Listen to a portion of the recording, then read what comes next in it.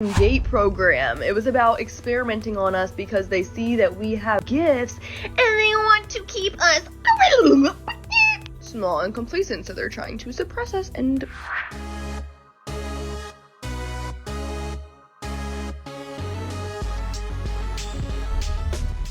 Hello everyone, my name is Florio. Welcome to the channel, or welcome back to the channel.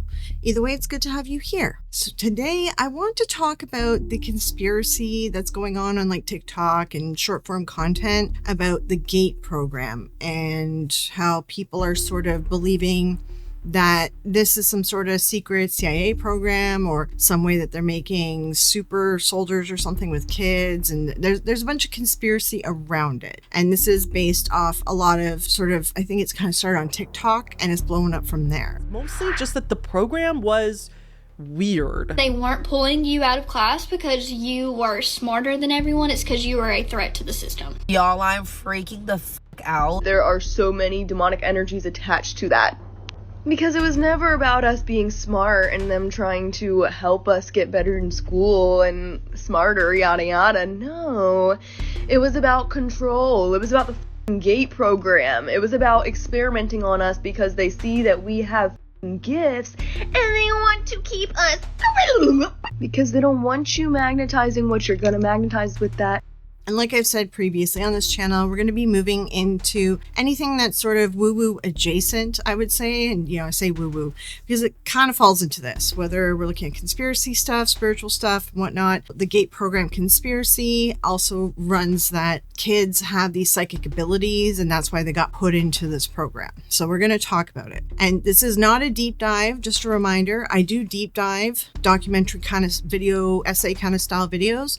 And sometimes I do light videos with light research and just sort of touching on a topic. Now, I kind of got the idea for this video. Hannah the Horrible already did a video on this a few weeks ago, and I shared it everywhere. Definitely go check it out. I'm going to be referring to her video sort of to discuss it in more detail. And the reason why I wanted to cover this is, and sometimes I forget to say this in all my videos, but I grew up in the psychic industry. I was sort of raised on the circuit. I was raised to be psychic. I was told I was psychic, and this is my life. Like, this is how I grew up. And sorry, I forgot to say, I don't believe in psychics. I've come to deconstruct my upbringing, and I have a bunch of videos on my deconstruction journey. I will link some of it as well here. And as part of that, this program there was rumors about psychic stuff with the G.A.T.E program even back then. Because I remember my mom talking about it.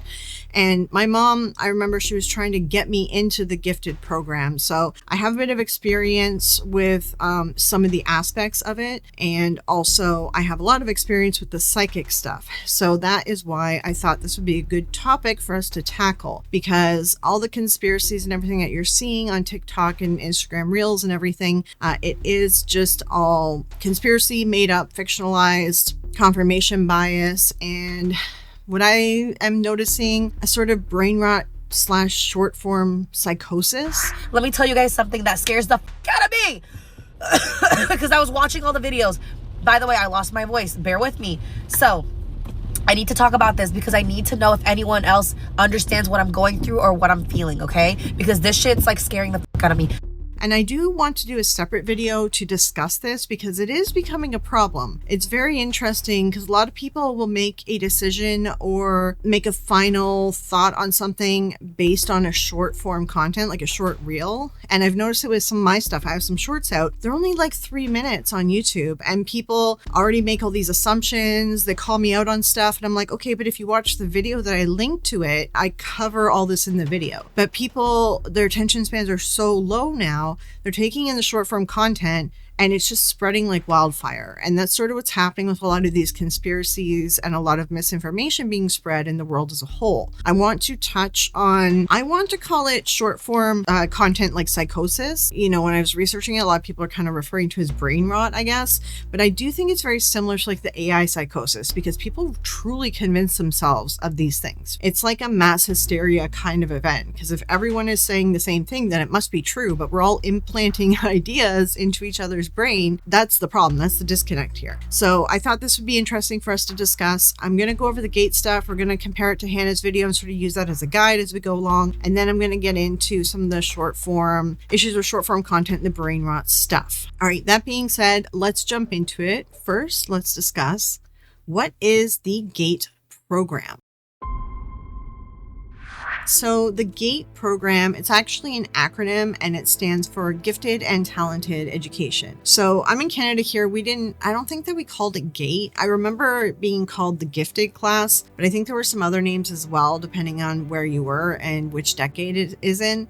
The people that are talking about this conspiracy online are people that sort of went to grade school in 70s, 80s, and 90s. This gifted program took place in grade school. There is different names for it in different regions and different decades, but people have been sticking to the GATE program because they're trying to link it to the CIA Stargate project and the gateway process as well, which we will talk about in a moment here. So the GATE program, essentially, kids were being tested to see if they belonged in the gifted class. Most often, kids that were being pulled into this were ones that were neurodivergent. They were finding that some kids, maybe they thought they had ADHD, and then they're like, no, actually, they're just gifted, or vice versa. And I also experienced a lot of this firsthand too, and we'll get into my experience as well. I went to Eastland Performance Academy for kindergarten through second grade. Before I was ever in the GATE program, I remember being in class thinking this work is so easy.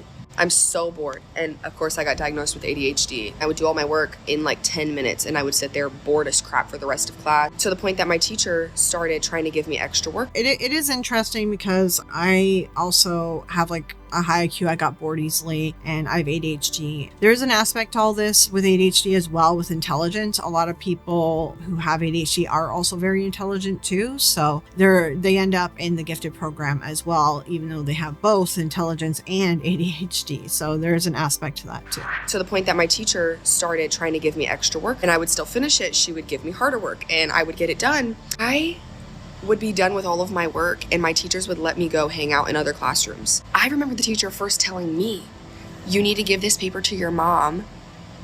I think you should be in the gifted and talented program. First of all, why are you telling a kindergartner that? Like, what did that mean to me? But the thing is, I totally understood what she meant, because I was like, you know what? I do feel different. I do feel that I'm gifted and talented. I give my mom the paper. My mom is like excited about it. She's proud of me, her little pride and joy. She's like, oh my God, of course. There had to have been some kind of conversation, I'm sure, because before I know it, I'm a part of the program. My boyfriend asked me the other day, he's like, oh, so you like went into like the smart kids class? And I was like, no, that's not how it worked.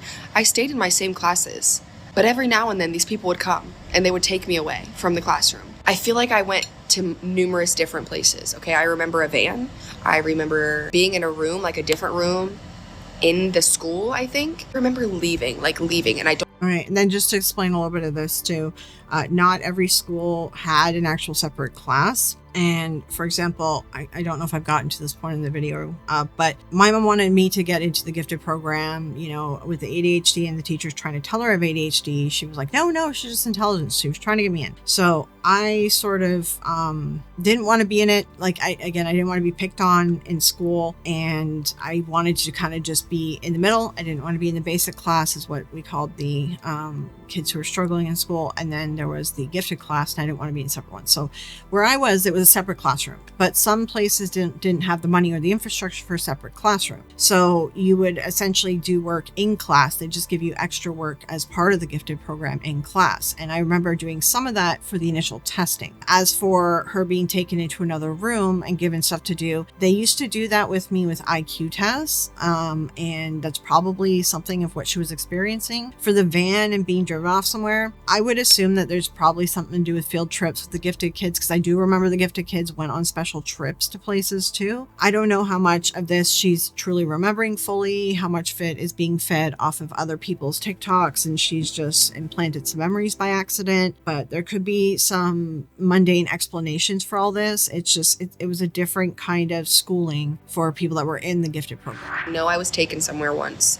and there were other people too. It was like a conference or event almost specifically for people who were in the gifted and talented program. Yeah, and right there, I mean, she just explained it. She went essentially to a place where other gifted kids were. So she's probably in a school that didn't have enough gifted kids for their own class. And so they would meet up with other gifted kids to essentially challenge each other and meet your peers. And that was sort of the idea behind it. Let's talk a little bit about the sort of conspiracy that people have and the paranoia around it. I was in the gifted program, and that was actually the bane of my existence. I hated it so bad, and I think it was because younger me was aware of the fact that there are so many demonic energies attached to that. Because it was never about us being smart and them trying to help us get better in school and smarter, yada yada. No. It was about control. It was about the fucking GA.T.E program. It was about experimenting on us because they see that we have fucking gifts and they want to keep us small and complacent, so they're trying to suppress us. And just to comment on this, a lot of videos are like this, and this causes other people to hop on board with this sort of social media short form psychosis, and then everyone starts believing that their experience in the gifted program was also this, even though they're misremembering stuff and they're just getting caught up in these conspiracy theories about the government trying to turn them into super soldiers or control them because they're too psychic or too special for the world. This type of TikTok that she made is a problem. And this is what causes like a lot of this stuff to spread and get real out of control real fast. So there's a little bit of a list of things that people are talking about that happened when they were kids in school, whether it's the GA.T.E program or something else. We're going to review that list and we'll kind of break down each thing. I'm going to use Hannah's video as like a guide for it. So first, let's talk about the psychic ESP stuff and code breaking. And we're going to revisit the psychic stuff, but this will just get us started, and then we'll start working through each thing on the list. Testing people for extrasensory perception, ESP, Morse code puzzles like this one where you figure out messages using Morse code. So they gave us at the top what the Morse code is, and then we had to fill out the rest of the worksheets to like make codes and messages and stuff in Morse code. This one is literally called Codes to Crack. So you can see there, they gave us like 8 letters, and each of the columns is a different code. So for this one, there was 8 letters. They gave us the corresponding letters, and then we had to figure out the rest of the alphabet and fill in the rest of the column. This code stuff, they do this with gifted kids and challenges the kids. I do remember that there was some of this code stuff in the testing for the gifted program as well. Some of the tests, to try to make them balanced and not make them just based on your ethnicity or your economic standing, they end up doing these code things to see what your logic is. So if you have really good logic path with some things like code breaking, then you're a good candidate for the gifted program. You might be struggling in some areas because you didn't have the money, or different situation just in life, a different privilege that you didn't have, didn't grow up with, that caused you to be bad at this aspect, but you're good, your logic is really solid, so they're going to move forward and try to challenge you and teach you and get you into all the other stuff that they want to teach you. So this is normal. The code breaking is normal. It's a normal thing that they do to challenge minds for your logic. And also, just to add as well, code breaking is in official IQ tests where you have to like go and get it done. Someone needs to proxy you or whatever, like watch you, and you have to go to a room, you have so much time. It has a ton of code breaking in official IQ tests, because I did a number of them when I was in school as well.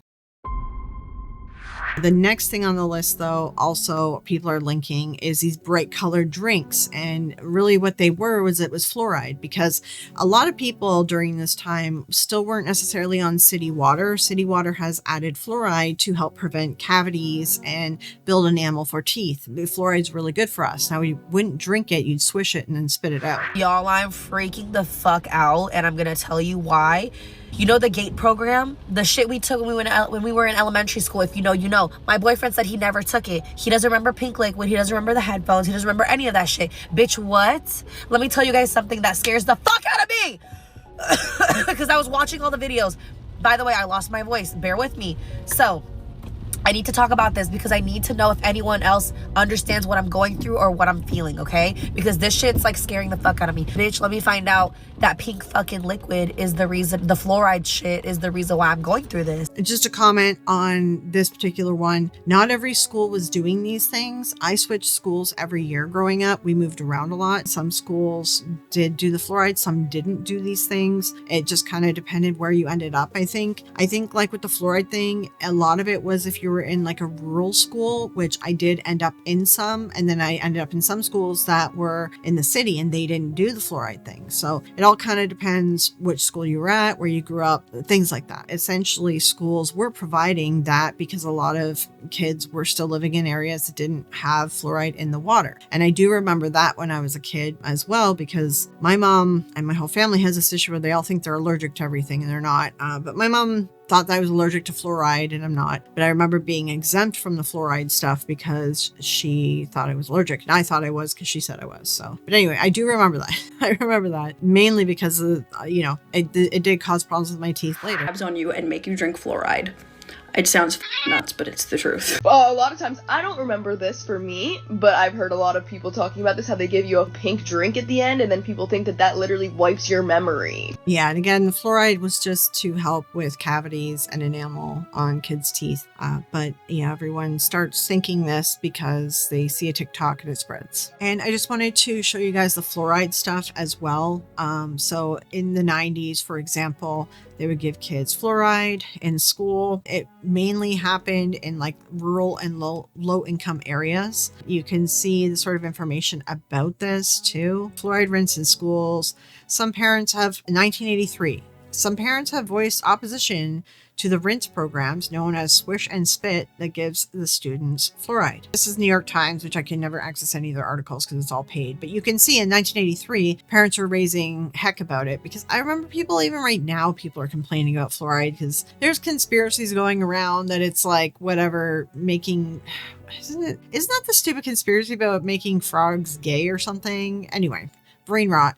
The world sadly is down a strange path, but you can take a look. They talk about like the benefits of fluoride here, fluoride supplements, talk about the dosage. I do remember that kind of popping up, that they were wondering if they're giving kids too much fluoride, which makes sense. Then there's fluoride in toothpaste and things like that too. So it just, there was definitely a lack of fluoride for kids to protect the enamel and to stop cavities from forming. And a lot of this stuff didn't happen previously because some people are like, oh, well, they never gave fluoride in like 1920 or whatever. We have a sugar problem. Like we have a junk food problem in North America nowadays. And it kind of started, it was about the 70s when like, women started working and they weren't doing everything from home. There was more like instant food, things like that. And then now it's like everyone has to have 2 incomes to survive, sometimes 3 or 4 to pay their bills. So a lot of it is instant foods and stuff. And we have more junk food, more candy, more whatever. And we have more cavities and more teeth problems now because of it. If you go back to like Queen Elizabeth, for example, she loved sweets. Her teeth were all rotted out and black and everything. And I'm surprised she didn't die of that, but she ended up dying of her makeup. But when we have more sugar and everything in our diet, then we face more problems with this. And kids, 70s, 80s, 90s, their diet had more junk food in it and more sugar in it. And even kids could easily go to the store and just buy chocolate bars all the time and everything. It just sort of became a thing of convenience of junk food, and it has caused us to have problems like obesity and cavities and things of that nature. Then the other thing that people are also talking about with this conspiracy is they remember having spinal exams. And that was sort of back in the day, they were doing that to test for scoliosis. I think that is also linked to, it's like there were back problems with kids in like 40s, 50s, 30s, but also there was stuff linked to polio, and there was like sort of joint and back problems with that too, and leg problems. So I think that was kind of like combined. Now, this way that they get you to sort of bend down, pull your shirt up, and they like line up your spine and see if it's straight. It's not a good way to test for that. So they kind of stopped doing that in schools. Like there is a proper way to do it, but scoliosis seems to be like less prevalent now. And I think a lot of this is linked into the issues of things that have been eradicated now, like polio. Okay. And I just wanted to kind of like touch on the scoliosis stuff as well. You can see a PubMed article here, the role of history in America's scoliosis screening programs. They kind of talk about it, about, why they were doing it, why fluoride ended. It wasn't really a scientific way to check for this stuff. If it's a progressive disease, like it needs to be properly, a test needs to be properly implemented. It's a century-long practice. So they did this for 100 years. This has been going on for a long time. You can see this is a very old guide here. Very interesting. Goes into a lot of details on this one. I will link this as well. And just to cover off Canada, CBC here. Canada stopped checking kids' spines years ago. And some people are saying that the screening should come back. Honestly, it probably should, in the sense that nowadays we have like a doctor shortage and just people aren't going to the doctor as much because a lot of people don't have a doctor. So it kind of would make sense if the school just kind of checks for this stuff. But it was very like embarrassing when you had it done too, because it was kind of creepy. You go into like a room with a teacher, you lift up your shirt, and like as a girl, it feels very invasive, right? So I don't really think that it should come back personally. Anyway, there's an article about people trying to bring it back, and they're like them wanting to get schools to do it again. So now let's talk a little bit more about the hearing test. I'm going to jump into that. The hearing test stuff actually leads into the gateway process. So you see now we're taking something that really happened, which is hearing test. Now they're going to link it to the gateway process, which is that CIA document that was recently declassified. And then this is where people are linking it into psychic soldiers and therefore psychic kids becoming psychic soldiers. This is the mental gymnastics that conspiracy theorists usually do to try to make something work. People remember having these big headphones in school, and they were being tested for their hearing. I don't think we had that in Canada because we have free healthcare here, but I do believe that it probably happened in the States a lot because you guys have to pay for your healthcare there. It was a way to sort of give something for free at school for the kids, for parents that might not be able to afford it. And, you know, it all makes sense. Yeah. Some say that they were given the large headphones not for a hearing test, but they specifically remember being made to listen to the gateway process tapes, which we'll talk about the gateway process here in a second. Really getting tested for gifted, you wear these giant headphones and they blast frequencies in your ears to see which ones you can hear and which ones affect you and how. And outside, I remember going into the van, having tests done on my hearing, but really it was like they were testing me for frequencies, like tell me what you can hear. That is how a hearing test works. They put frequencies into your ears. They do different ones in different ears too, to see if you're maybe having problems with one ear versus the other. Literally a hearing test is frequencies and the big headphones. And whenever I did the testing for hearing, I had to go into a room that was like soundproof. Honestly, with this girl here, it kind of sounds like maybe she was in a school that didn't have all the resources on site. So they were maybe bringing them in or bringing the kids to the places for these things. So that's what it kind of sounds like. Because there were rural schools that didn't have a lot of stuff that I also went to because I did go to many different schools all through my grade school time. So we're going to now discuss the gateway process. You can understand why people think that this is a program to create psychic soldier students or to control psychic students, whatever. And then we'll kind of go from there with some more of the magical thinking for this conspiracy theory.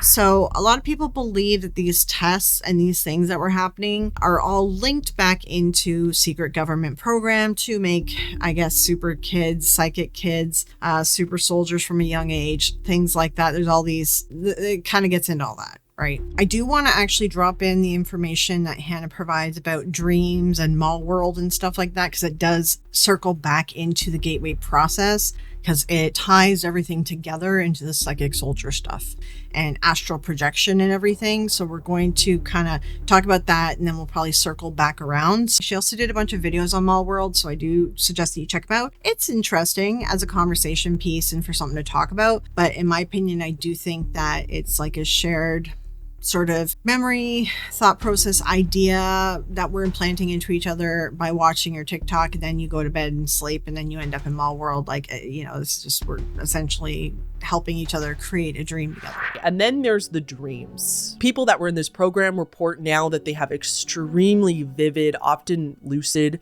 dreams, and many people are making the connection between this GATE program thing and the Mall World dream phenomenon. If you don't know, there's been this other viral discussion online recently about how many people are reporting having dreams about malls, like wandering around malls that are often empty and liminal space-like. Many people literally drawing maps in real life to show on TikTok, or talking about the layouts, trying to map out the entire mall in the dream. And then other people seeing this will say that their dreams have the exact same layout or something very similar. Like, are we all visiting this same place in our dreams?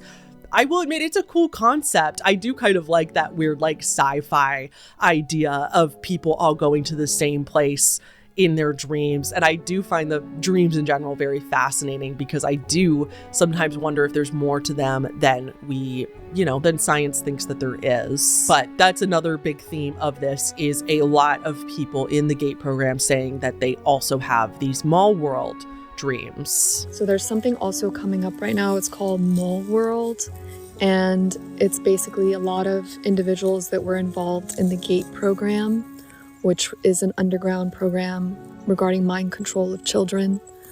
And a lot of individuals that were in that program are having the same dreams about this place that they call Mall World. So you can see, even right there, this woman is spreading misinformation. It's not an underground program. It was a gifted program. Everyone knew about it. It was part of school. Her saying that it was a program to mind control children, and like she just says it like it's a fact, right? Then people will watch this, people who are susceptible to just jumping on the bandwagon with conspiracy theories, they're going to watch this. They're going to be like, oh, I did a gifted program. Oh, this happened to me. And then they start adopting all the sort of conspiracy aspects of all this. And then on top of that, now, we have the shared dreams and everything. I will say in a lot of videos too, that this is our imagination, because I've come to realize with all my training and how I was raised, it was all imagination. We learn as being trained to be psychic, raised to be psychic, whatever, honing your ability, because whatever, I'm born psychic, I don't care, whatever label you want to put on it. We're taught to really push visualization. Visualization is like a big thing. So you do meditation and visualization. Those are like the two things that you first learn, and you hone those skills to the point though that essentially your visualization is your imagination. And they tell us, okay, well, that is, you just had a psychic vision, or you're doing it during meditation. Oh, you must have astral projected there. So again, this is all imagination. And when we let our imagination go wild, we pick up things like these conspiracy theories from TikTok, and we fall down into the rabbit hole, and it's not healthy to be there. If you truly believe, it's not good. I have been to Mall World. I've been to Mall World. My Mall World experience is so different because, like, obviously I told you I can't see in my mind's eye, so my dreams aren't, like, majorly visual, On this journey, realizing that I can't see out of my mind's eye and, like, people can, I start to think back of, in my past, like, maybe when I was a kid, like, I had a bigger imagination and I could see things and I lost the ability. So then I have to go back and think about when was the last time I, like, daydreamt? I was just daydreaming. And the most vivid or the most core memory that I can have of me being, like, young, awake, and, like, just daydreaming, I went to Mall World. She's so close to putting it together that it's just her imagination. And when she was younger, her imagination was more vivid, and it's just imagination. She's like saying it, but not realizing it. The human mind is fascinating, and our imagination can really go wild. We can really hone it to be quite creative up in our brains there. And people that are neurodivergent, a lot of us too, will see everything. Like, since when someone's telling me a story, I visualize it all in my head to very fine details. And a lot of people that are neurodivergent tend to do that too. So that's why you'll see a lot of this stuff, a lot of these conspiracy theories coming up. People are saying that they're neurodivergent, that are falling for it, or that think that they've experienced it, because also neurodivergent people, we tend to feel different from others. So we're looking for a reason why that is. And this is where we kind of fall into it. And this is where, like, again, I want to do a video separate on a lot of this stuff too, just because I could talk about this quite a bit, as you can see. It's in dreaming. I'm either like running away in a mall or in an empty mall, empty school, empty store. I'm isolated, like I'm running from something. I'm falling constantly in my dreams. And just point out, falling is usually like you're about to wake up. It's a common thing that people experience in dreams. And to this day, have extreme vivid dreams, especially from 8th grade, which is the year after I stopped being in the GATE program, through high school. I would have extremely vivid, lucid dreams to the point that I was scared to go to sleep at night. Hold on to that for a second. We have to pivot a little bit. why these things were happening. Again, I'll go into a bit more detail, but first I'll just sort of explain why this has turned into a fantasy conspiracy. So a lot of it does link back into the word gate and also into the big headphones for the hearing test. And I mean, I think it was a couple of years now, the CIA declassified that document on the gateway process. I may have misspoke a couple times in this video. Sorry, I know it gets confusing. The gateway process is the meditative technique created by the Monroe Institute. The Stargate program is the CIA-funded program. And then GATE is the Gifted and Talented Education Program. They are not related, other than the fact that the word gate shows up in all three. Now, for the gateway process, their theory is you listen to these sounds and it does like different sounds in different ears, and it goes and changes like the sort of pitch and everything of that. I'm not going to get into all the science of it. The idea is that you listen to the sound in such a way, and then it's supposed to trigger your brain to go into an altered state of consciousness. And the people that were investigating this sort of process with hearing, they believed that with this state of consciousness that you could astral project. So this was something that was created by the Monroe Institute, which I do have a lot of research, and I have a video one day coming. I know I've been working on it for like over a year, of getting into the Monroe Institute and like explaining the Stargate project and all that and breaking it down for everyone, because it's not as mystical as people think it is. It's actually like a completely failed process and program. The Monroe Institute, which is a non-profit that offers courses on meditations and whatnot. The website's bizarre if you go there, but you could buy courses on meditations to achieve higher consciousness, etc. It still exists to this day, but this institute back in the day came up with a method called the gateway experience, or the gateway process. They came up with this idea that this puts you in an altered state of consciousness, which it probably does. I mean, that has proven meditation does put you there, and this kind of helps you get into a meditative state. So the method involved using specific audio called hemisync. I'll just play the audio clip of what Hannah has for that right here.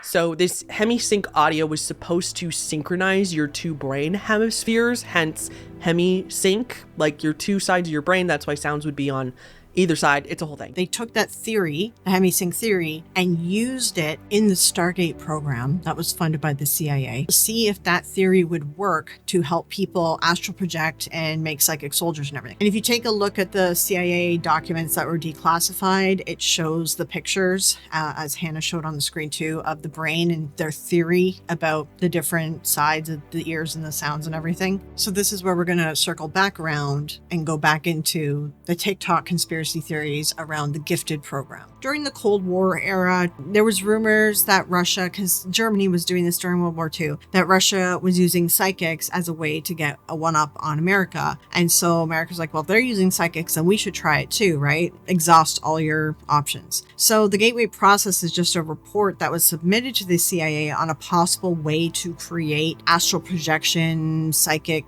detectives, soldiers, agents, whatever it might be. But a lot of people believe that the CIA paid them to create this process and that the CIA tested this process. That's not the case. They just submitted the report to it and their findings to it. So like I said, they believe that it might help people astral project, but nothing has been definitively proven on this really, because astral projection just scientifically isn't possible. And there are a lot of other issues around astral projection, which, we'll touch on it here. But essentially you go into this higher meditative state, and because I did this my whole life, I grew up in this, okay? So they would tell us that whatever, and I'm not talking about school, this is psychic training and things that I did when I was younger, a lot of spiritual retreats and things that we went on. So they would tell us that we go into this higher state, and whatever we experience, this is us astral projecting. But in actuality, I have since figured out it is just our imagination. We are in a higher state, we are meditating, but anything we're seeing, anything we're experiencing, it's like having a dream while you're still kind of awake. So it is your imagination, but they convince us that we're really psychic. So therefore what we just saw and did really happened, right? And we truly believe it, and belief powers all this. you know? So that is sort of the astral projection side of it. And just, it's not real. It really isn't real. And it's taken me a lifetime to figure out that a lot of this stuff is, it's all just our imagination and belief, and people telling me that it was real my whole life is what made me really truly believe it was real. So a lot of people confuse this. The gateway process is still up. There's actually a whole Monroe Institute. The website's still up. I'll show it to you as well on the screen. We'll take a look at it. But you can, I think, pay for the tapes, or you can pay for these programs, and it teaches you essentially just how to meditate. You really shouldn't pay for that anyway. And again, if you notice, everything has the word gate in it, right? This is the key aspect to this conspiracy. So the Stargate project was the CIA actually funding a program to try to get psychic soldiers, astral projection soldiers being one, but other psychic soldiers in general being like, hey, can you tell us if there's going to be an attack, like, you know, clairvoyant ones. The gateway process was used in the Stargate program, but it wasn't the only test and the only process being used. It was just one of many. And that's why it's in the reports on Stargate. Now, the Stargate project was a failure. There was no repeatable results. There was really nothing that was able to be done. There was like, I believe there's like one psychic in there or whatever, you know, psychic, whatever, soldier, that was getting some results that were okay. But I do remember reading, and I got to pull it all up, and I will be doing a separate video diving deep into this. So again, this is light. This is a dip, not a dive, not a deep dive. This is a dip. But I do remember reading that every time that they had positive results with this guy, that because there'd be skeptics they had on the project to make sure, you know, that they were testing everything properly. So anytime that there was positive results, the more skeptical people on the team weren't around. And whenever they were around, they weren't getting good results. This is something that I was reading, and I will dig into it more and see if this is a real story or not. But it's something that I've seen in a number of places, and I will look into it more when we get into the deep dive on this topic. So just so you understand, essentially, these projects and processes, Gateway process, which is really just a meditative technique, and the Stargate project, which was the CIA trying to make psychic soldiers, a failed project that did not pan out. There was no good results in it. Because they have the word GATE in it, now people are looking at the GATE program from elementary school and assuming that this is the government trying to use children to make psychic soldiers out of them. A lot of people believe that younger kids, like children, babies, whatever, are more open to the metaphysical world. This is like a belief that, I don't know, it's just been around for years. I don't really know who started it, but essentially that they can see into the other side. So a lot of people believe they're doing this GATE project because they're taking advantage of when a person is younger, and maybe they could like build their psychic ability from when they're younger. And I remember even being told that when I was younger too. So that is sort of the idea of where this conspiracy part of it is. And everyone believes that this is all a secret government CIA project. It's not the case though. And there are some misinformation aspects as well as part of this whole thing. And I mean, this whole conspiracy on TikTok and Instagram, it is based on misinformation. Essentially, I'll play a couple clips from Hannah's video here, but misinformation on the creator of GATE. It doesn't really help convince me to believe your conspiracy theory when people can't even get the facts straight. So for example, I found a comment on TikTok talking about how the creator of the GATE program also created the Gateway tapes, the hemisync tapes that were used in the Gateway process. This person did later retract that statement to their credit. They did say later in the comments, I was mistaken, but somebody else in the comments who was talking to them said that the GATE program was actually started by John C. Gowen, and that Gowen did study psychic abilities on humans. So the creator of this Smart Kid program was a psychic researcher, right? That was the claim. The GATE program was not created by one person. It was actually developed over time by many institutions, by various people, to form what it is today. You can find a detailed timeline of how it was formed here. There's a website, a .edu website that explains the whole timeline. I'll have it linked below in the description if you want to see it yourself. But Gowen, this guy isn't even mentioned on the document. So this is what I'm talking about. How am I supposed to believe your conspiracy when people are just repeating things that they heard once without actually checking? John C. Gowen had nothing to do with making the actual GATE program. He was interested in psychic abilities, consciousness, psychedelics, etc. But might I argue that so are a lot of people and groups. hence Stargate project. Psychedelics and the psychic programs and stuff, this was like during the Cold War time where a lot of people were involved in this. But it circles back into and leads into the Stargate project and psychic soldiers and things like that being experimented on at this time. A lot of this stuff is still kind of recycled ideas from the Cold War. We're trying to tap into every available resource to beat out Russia. The other thing I see is people implying or straight up saying that the CIA funded and created and ran the Gateway process. And a simple Google search will tell you that that is just not true. People are out here on TikTok discussing the Gateway process in relation to the GATE conspiracies, the GATE program conspiracies, but they don't even seem to understand what the Gateway process was. And this stems from programs and shit that they started decades and decades and decades ago, and from the Gateway Project when they were taking people with gifts and actively doing experiments on them. There's CIA documents released on that, but they just never stopped. Well, boy, do I have news for you. Apparently, that whole program is funded by the CIA. And Hannah found a really good clip of a content creator who is just spreading further misinformation by using the unclassified, declassified documents and trying, first of all, she's giving incorrect information about it, but then she tries to link that all back into the GATE program that the kids are involved in.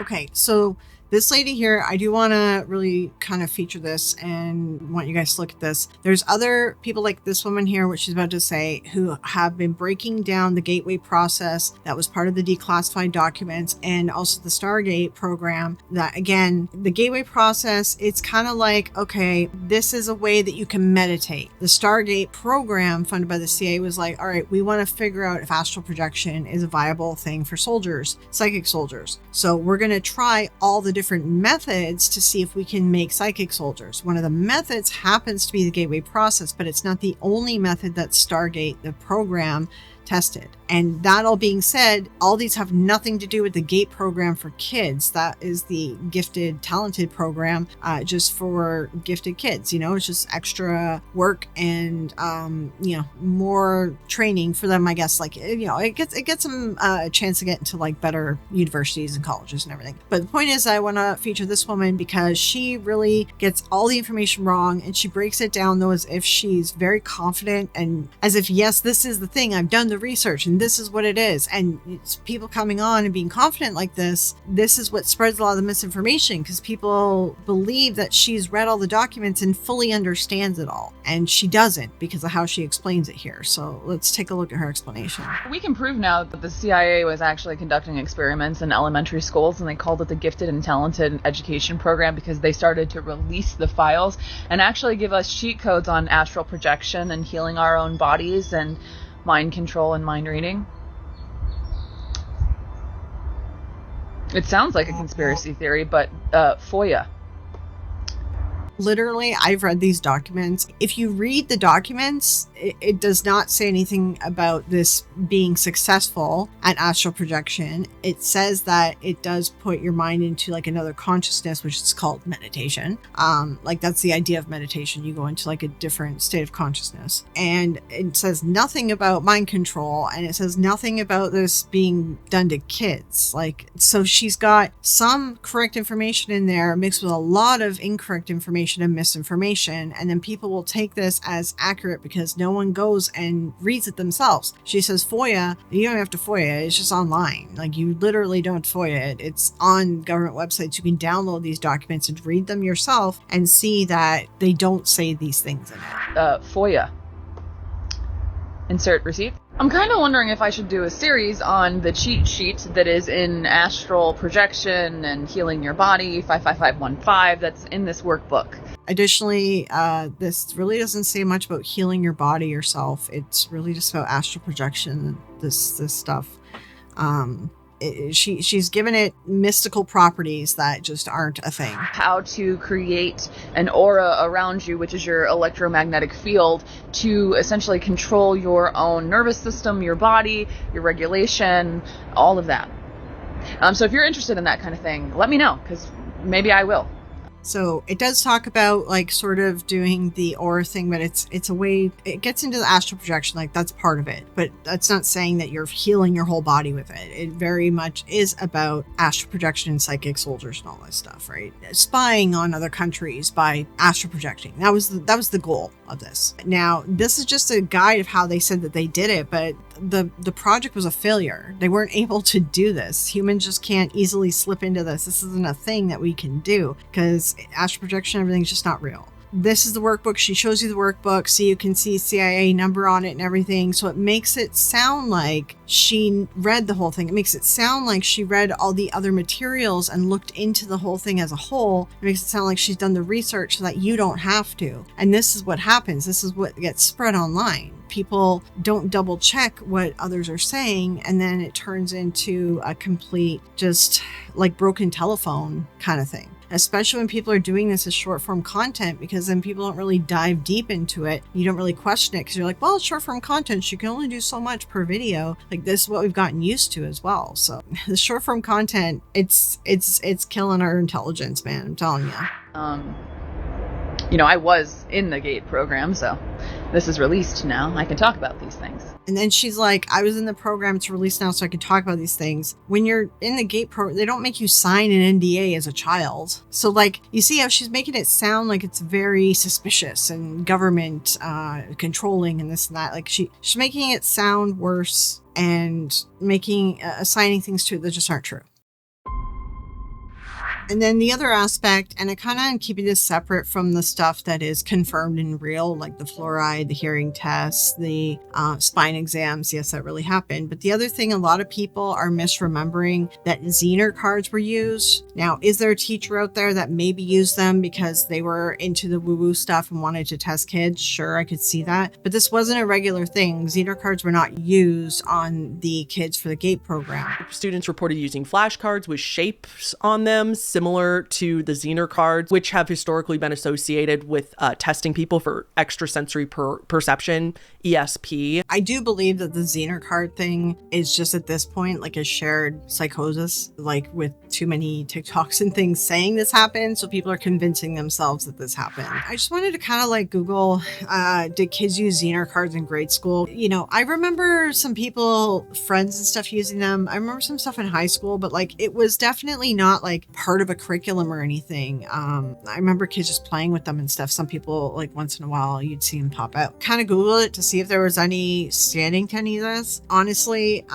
it's all just people saying that they remember doing this in the GA.T.E program. And again, I think that everyone has just convinced each other of it. I do remember that they had these cards that were like memory. It was like a memory game. It wasn't Zener. It was like they would show you where things were, then they flip them over, then you have to remember where everything is, right? I do remember that. And I'm thinking maybe some people are misremembering this, but this all links back into sort of the bigger video I want to do later, or maybe more of a deep dive I want to do later, is this kind of short form content psychosis, this brain rot going on in society nowadays. It's a lot of confirmation bias with each other. They're confusing their activities. Everyone is getting confused like broken telephone, and then they're all making short content, and we are implanting memories into our minds that these things happen when they didn't. We're getting the idea from someone else's short form content. Then we make short form content and we add to the, you know, sort of, I don't know, it's like a group psychosis that's going on these platforms. And it's not just the GA.T.E program, like there's other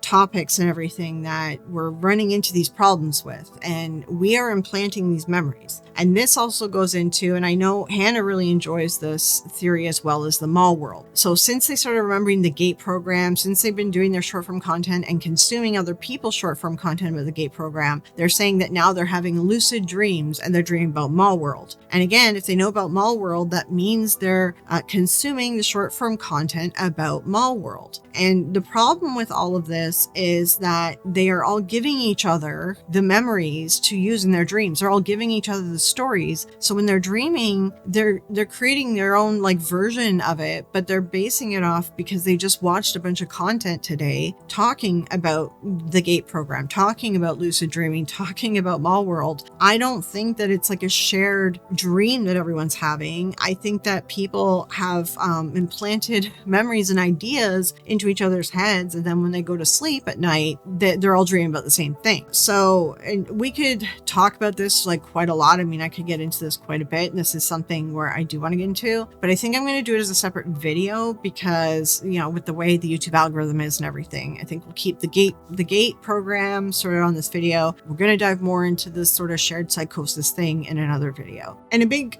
aspect to all of this is memory, the way that memory works. So this is Hannah's big debunk in her video, is saying that we are misremembering things. Humans don't remember things easily. We're implanting, in my opinion too, we're planting ideas in each other's memories. But it's also been proven that when we recall something, we're actually rebuilding a memory each time we remember it. So we're not accessing something that is written in stone. We're actually rebuilding it. And humans have a tendency to fill in the gaps with something that they can't remember it, but they're not realizing they're filling in the gaps. And if you're filling in the gaps with other people's TikToks that you've consumed, it just adds to the psychosis here. And then it would not be a Hannah the Horrible video if we didn't talk about the psychology. If you don't listen to anything in this video, listen to this part, because this is the strongest way that I can debunk this whole thing and why this entire conspiracy falls apart and derails for me. And that would be, humans are notoriously overconfident about how good their memory is. Humans are notoriously overconfident about how good their memories are, even though the science says the opposite. The science says that our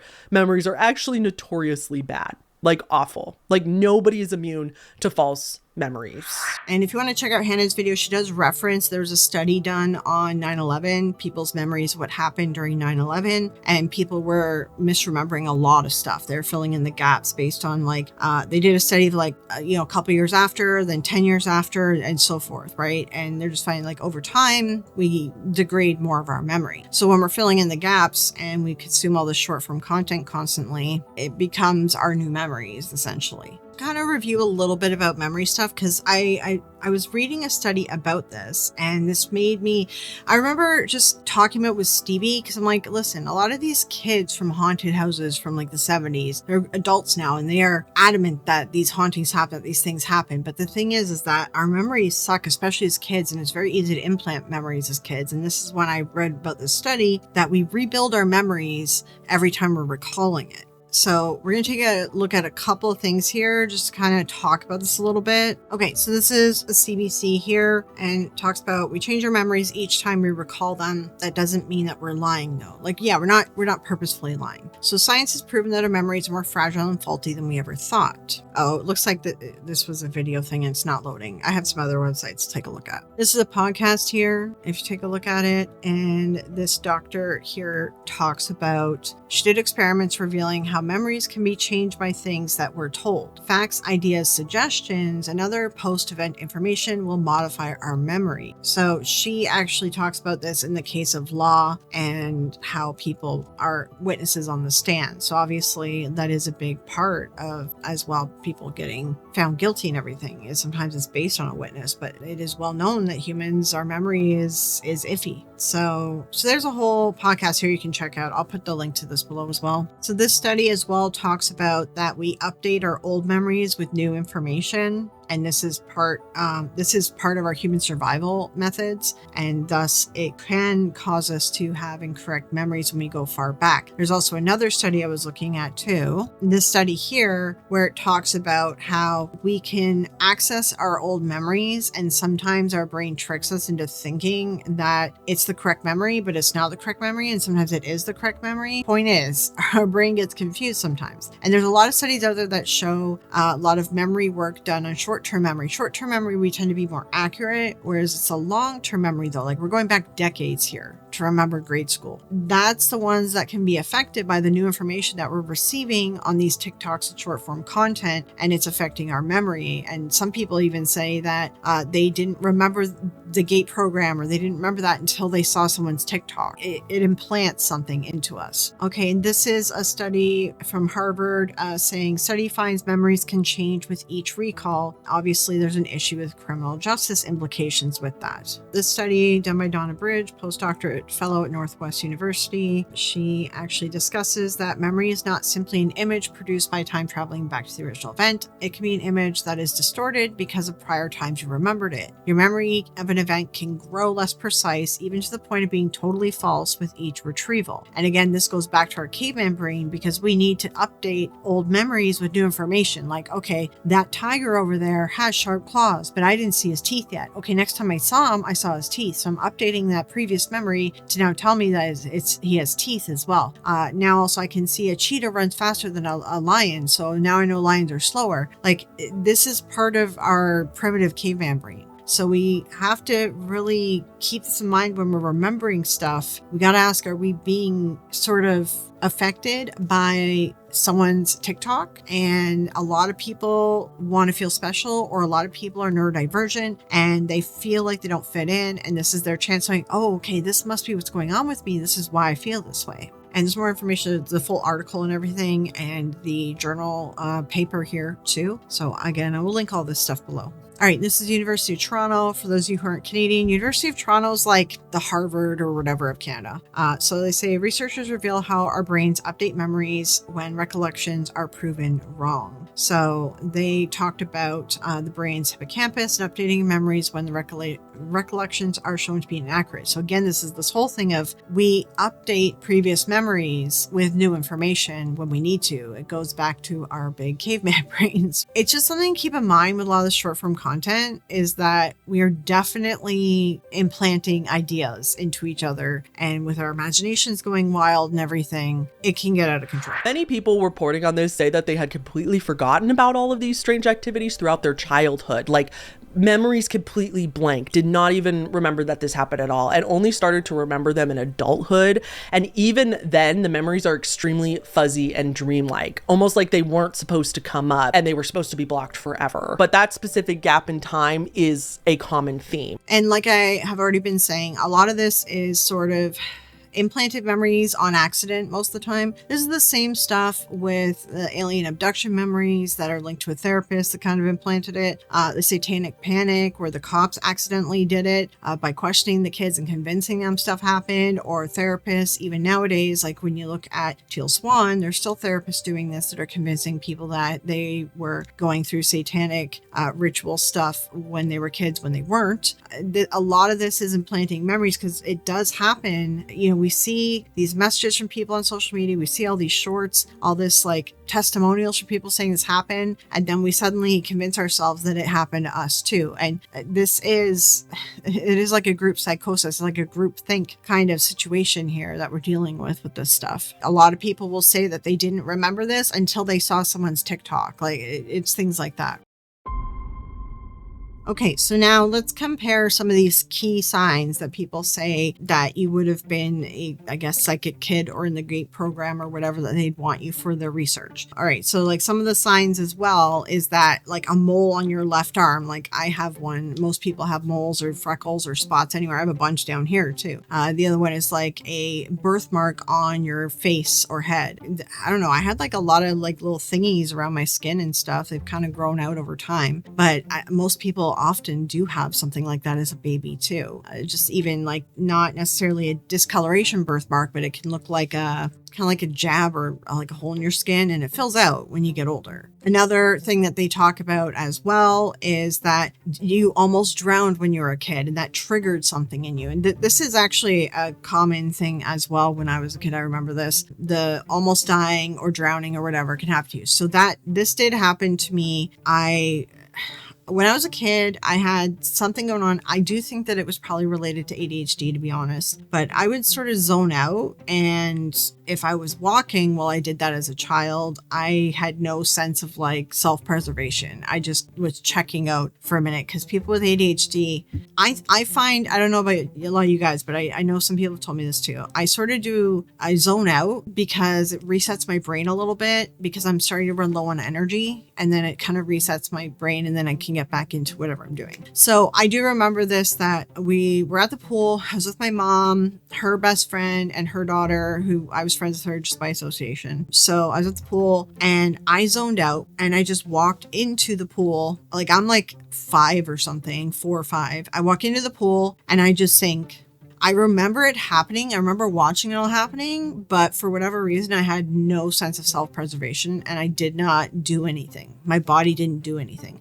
I didn't even panic. I was just like watching it happen and going, okay, this is happening right now. Like I just had like no sense that there was something wrong. I just remember my mom's friend ended up jumping in the pool and saving me. So like I almost drowned. So that's something that they talk about. Oh, you know, if you almost drown, then you're one of these psychic kids. You're one of these GATE program kids, right? It's a aspect as well that they looked for in the kids that they recruited too. Another one that they'll say is, oh, you haven't had any broken bones your whole life. And I'm the same as well. I've had fractures, but nothing broken. Oh wait, no, I think I ended up breaking a toe, but this was like only 8 years ago or something. Like I was very much an adult, and it was because like I literally like slammed my foot into like this bed frame that wasn't a frame.